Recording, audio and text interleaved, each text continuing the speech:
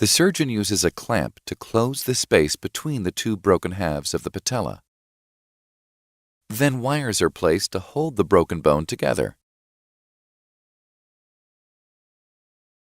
The surgeon then drills through the bones where the wires are placed.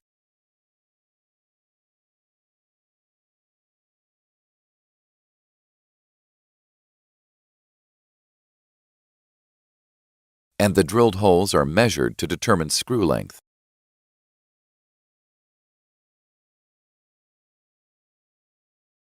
Then the correct screws are placed into the drilled holes.